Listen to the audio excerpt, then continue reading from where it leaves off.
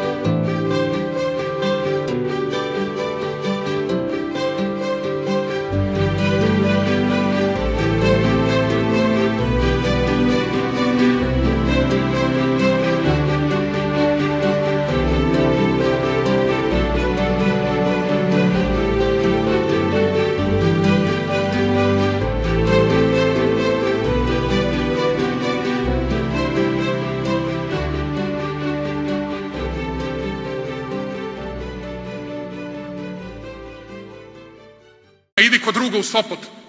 Nađi druga u Sopotu, a ne na Brionima.